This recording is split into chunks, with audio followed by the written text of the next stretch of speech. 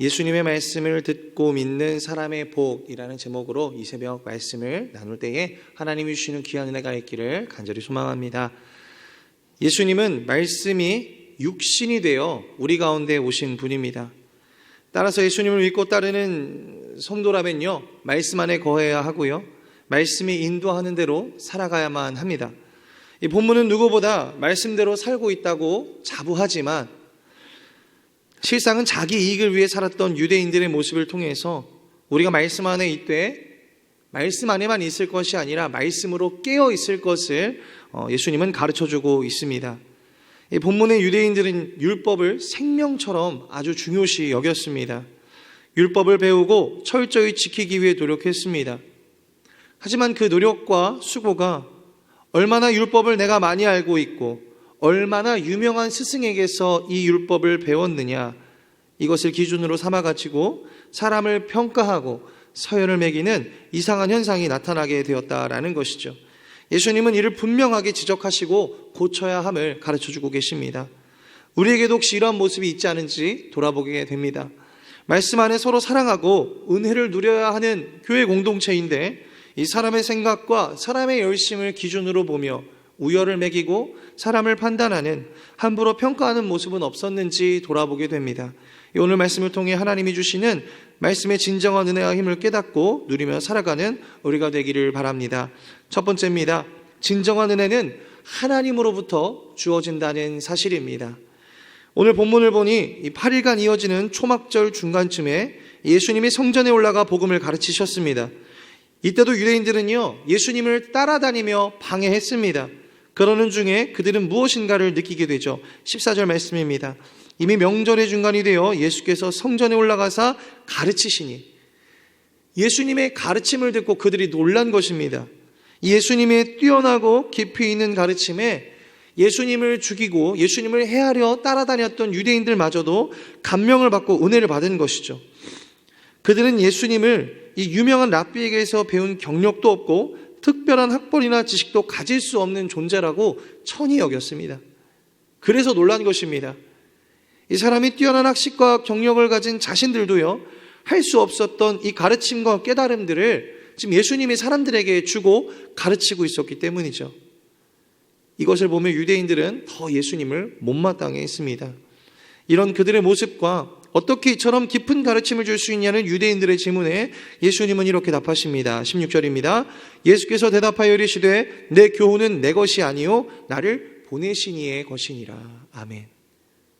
하나님으로부터 주어지고 하나님이 나에게 깨닫게 하신 것을 전하기 때문에, 나의 것이 아니라 하나님의 것을 전하기 때문에 은혜를 받고 그 깊은 깨달음을 가질 수 있는 것이라 예수님을 말씀하고 계신 것이죠. 너무나 당연하지만 예수님은 이 당연한 것이 지켜지기를 바라며 말씀하고 계시는 것입니다. 이 당시의 사회와 유대인들을 지적하시는 거죠. 신앙을 바르게 이끌어가야 하나 그렇지 않고 있는 종교의 지도자들을 향하여 바뀌어야 함을, 당연한 것을 지켜야 함을 선포하고 계신 것입니다. 우리의 자랑은 무엇입니까? 하나님이신 줄을 고백하시길 바랍니다. 하나님께서 우리를 창조하심과 오늘도 다스려 가심, 그리고 우리의 삶을 구원하시고 이 땅을 사나 천국을 살게 하시는 그 하나님을 우리는 즐거워하고 찬양하며 자랑할 수 있어야 한다는 것입니다. 그런데 우리의 진정한 자랑은 무엇입니까? 조금만 이 속을 들여다봐도 알 수 있습니다. 세상이 말하는 귀한 것들일 때가 많습니다. 이것들을 주신 게 하나님이시다가 이것이 아니라 하나님이 이것들을 주셨다라며 주신 하나님을 찬양하는 것이 아니라 하나님이 주신 것들을 더 귀히 여기고 하나님이 주실 것들을 더 소망하고 있는 게 우리의 실상이고 현재의 모습이다라는 것이죠. 이 본문의 유대인들도 랍비들도 종교 지도자들도 그랬습니다. 가장 먼저 하나님께 기도하고 말씀을 붙잡고 하나님을 만나야 됐습니다. 하나님을 자랑해야 했습니다. 그렇게 하나님과의 영적인 교제 가운데 주어지는 그 은혜와 말씀의 깨달음들, 묵상과 연구를 가지고 가르쳐야 했죠.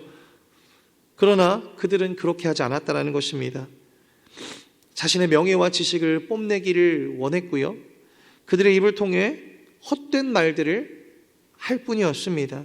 하나님으로부터 주어진 은혜를 전하기는커녕 헛된 의와 교만, 자신들로부터 주어진 죄성, 자신들의 생각과 삶으로부터 깨달아지는 이 세상의 것들만 그들은 전하고 있었다라는 것이죠. 예수님은 이것을 너무나 슬피 여기셨습니다. 우리는 무엇을 전하고 사는가? 오늘 말씀은 우리를 생각해 보게 합니다. 우리의 말과 삶을 통해 분명히 무엇인가 증거되어질 것인데 그것이 하나님이냐 아니면 우리의 의와 우리의 자만심이냐 하나님은 물어보고 계십니다. 우리가 하나님을 사모하고요 하나님의 은혜를 간구하고 있다면 우리의 입술과 말을 통해서 그리고 내가 사라지는 삶을 통해서 이 삶을 이끄시는 분이 하나님이시다라는 것을 반드시 증거하고 선포하게 될 것입니다. 그러나 우리가 세상의 것을 사모하고 하나님이 아닌 나 자신을 더 높이 여기고 있다면 그저 우리의 말과 삶을 통해서 교만과 죄악만 드러날 뿐이라는 것입니다. 17절 말씀 같이 봅니다. 사람이 하나님의 뜻을 행하려 하면 이 교훈이 하나님께로부터 왔는지 내가 스스로 말함인지 알리라. 아멘. 우리가 진정 하나님을 사모하고요 우리의 마음이 하나님을 간구하고 하나님께 연결되어 있다면 유대인들이 자랑하는 학벌과 지식이 없어도 그 유명한 지금으로 말하는 스펙이 없어도요 하나님을 충분히 깨달을 수 있다는 것입니다. 하나님의 은혜를 누리며 구원받을 수 있고 천국 백성의 삶을 사는 일은 그 누구에게도 문제되지 않는다, 제한되지 않는다 예수님은 말씀하고 계십니다. 그동안 예수님을 알아보고 구원받았던 자들만 봐도요 우리는 이 사실을 확인할 수 있습니다. 이 수가성 여인, 이 우물가의 여인이었던 사마리아 여인도 그랬습니다. 이 38년 된 병자도 그랬죠. 이 문둥병자들과 안진뱅이들, 혈루증을 앓던 여인도요 백부장과 그 아이도 그랬습니다. 결코 본문에 나오는 유대인이나 랍비보다요 성경을 더 알지 않았습니다. 오히려 하나님이, 예수님이 어떤 분이신지를 모르고 대충 아는 경우가 더 많았다는 것입니다. 그럼에도 그들은 자신을 구원해줄 구원자를 찾고 있었고 하나님이 계시다면 나를 살려달라는 간절한 기도를 하고 있었고 그런 하나님을 향한 간절한 열망이 있을 때 예수님의 단 몇 마디를 들어도 그가 그리스도이신 줄 알고 자신을 구원하러 오신 하나님의 아들이신 줄을 깨닫고 믿을 수 있었다라는 것입니다. 우리에게 이러한 하나님을 찾고 열망하는 마음이 오늘의 삶과 우리의 삶에 가득하시기를 간절히 바랍니다. 우리는 신앙생활을 하고 하나님을 찾는다고 하지만 어떨 때는 삶의 방향이 보이지 않을 때가 있습니다. 내가 오늘 무엇을 해야 하고 어떻게 살아가야 하고 하나님 뭘 해야 할까요? 삶에서 하나님이 느껴지지 않을 때가 있습니다. 너무 답답해서 속이 상하고 뭘 해야 할지 몰라 주저앉고 싶을 때가 반드시 있다라는 것입니다. 그럴 때 오늘 말씀을 생각하며 우리가 한 번 더 돌아보시기를 바랍니다. 내가 유대인들처럼 성경의 지식과 신앙의 경험으로 이 문제를 해결하려고 하지 않았나? 내가 지금 무엇인가를 해야만 하나님이 기뻐하시고 무엇인가를 하는 것을 통해서 이 어려움을 이겨나갈 수 있지 않을까라는 착각을 갖진 않았나 생각해 보아야 됩니다. 이 성경과 신앙, 하나님 앞에 열심은요 하나님으로 향하는, 하나님을 만나는 통로가 되어야 합니다.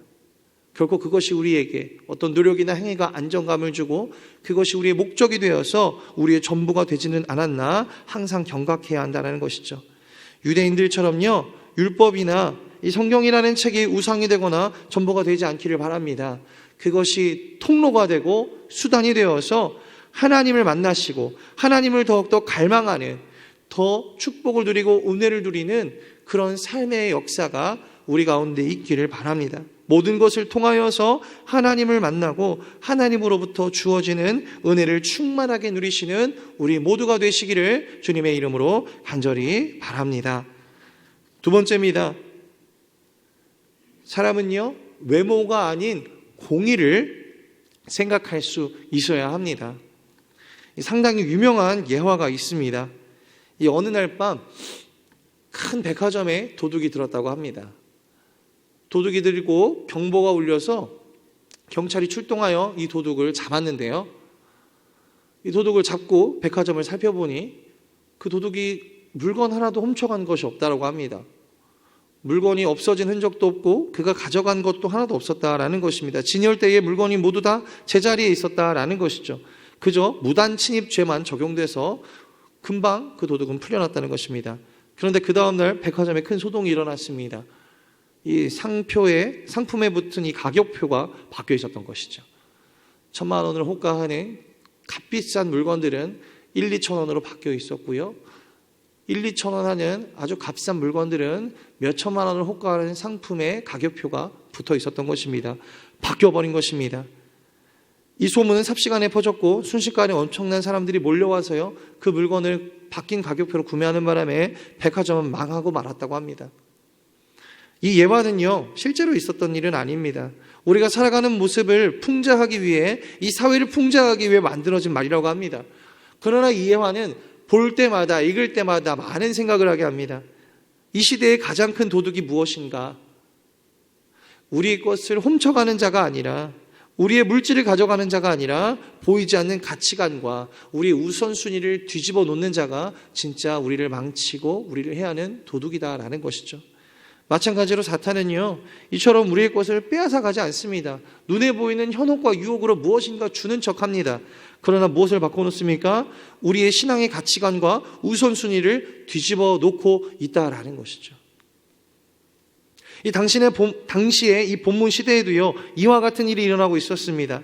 하나님의 말씀을 가르치는 많은 랍비들이 있었지만 거짓된 가치관에 오염돼서요, 진짜 하나님과 그렇게 살아야 될 모습, 그리고 세상의 것들이 가치가 바뀌어되어서 주객이 전도된 삶을 살아가고 있었다라는 것입니다.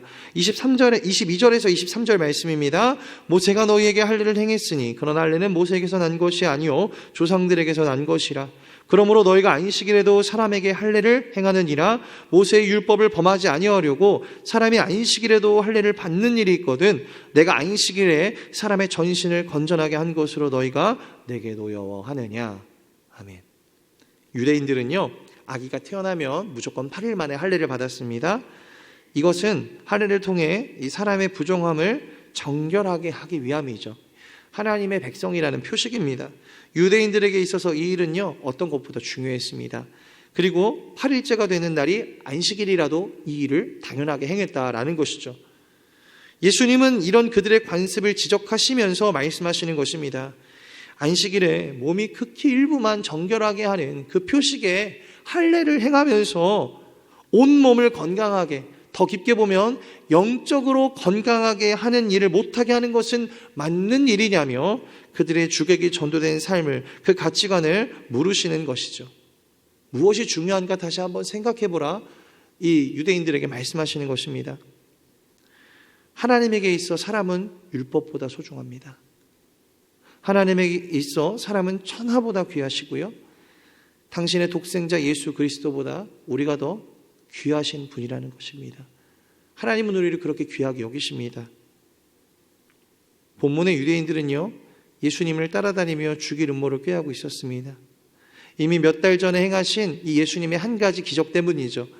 안식일에 38년 된 병자를 고쳤다는 것으로 예수님을 따라다니며 해야겠다고 오늘도 따라온 것입니다.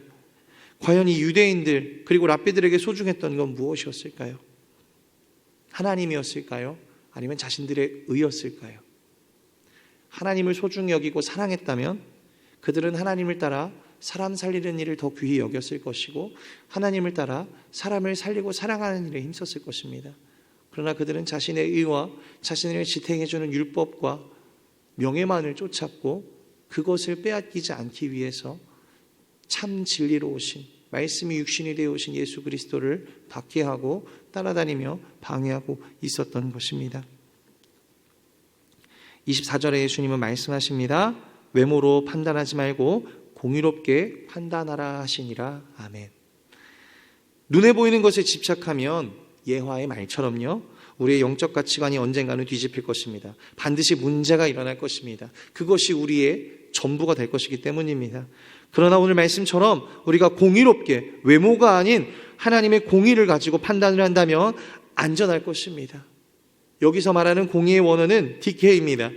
옳다라는 의미이지만 그 옳다라는 정당성이 부여되는 것이 세상으로부터 옳다라는 것이 주어지는 그 공의가 아니라요, 하나님이 옳다 하시는 것을 의미할 때 DK를 사용합니다. 무엇입니까? 하나님이 옳다는 것이 우리의 판단의 기준이 되어야 한다.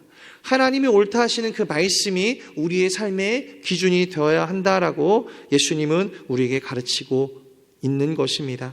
말씀을 맺습니다. 모든 것을 포괄하는 말씀입니다. 18절 말씀입니다. 스스로 말하는 자는 자기 영광만 구하되 보내신 이의 영광을 구하는 자는 참되니 그 속에 불의가 없느니라. 아멘. 우리가 하나님께 붙들린 자 되시고 하나님을 만난 자 되시고 하나님을 전하는 자 되시기를 간절히 소망합니다.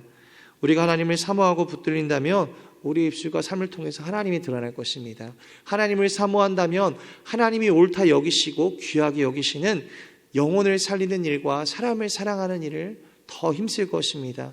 그리고 우리가 하나님을 사모한다면 하나님이 옳다 하시는 그 공의를 가지고 외모가 아닌 공의로 생각하고 판단하며 바른 믿음의 삶을 살 수 있을 것입니다. 우리 모두가 오늘 하루 그렇게 승리하는 귀한 삶의 예배가 되시기를 주님의 이름으로 간절히 소망합니다. 사랑과 은혜가 풍성하신 하나님 감사합니다. 오늘도 주신 말씀을 통하여 우리가 무슨 기준을 가지고 살아갈 것인가, 그리고 우리가 무엇을 사모하며 살아갈 것인가 말씀을 통해 깨닫게 됩니다. 우리가 천하보다 우리를 귀히 여기시는 하나님을 사모함으로 서로를 사랑하고 하나님의 영광을 드러내는 믿음의 백성들 될 수 있도록 역사하여 주시옵소서. 특히 우리의 삶의 기준이 외모가 아니라 하나님이 의롭다 하시는 공의 말씀이 되어서 하나님이 기뻐하시는 삶으로 살아가고 하나님이 축복하시는 삶으로 살아갈 수 있는 한 영혼 한 영혼 될 수 있도록 함께하여 주시옵소서. 예수님의 이름으로 감사하며 기도드립니다. 아멘.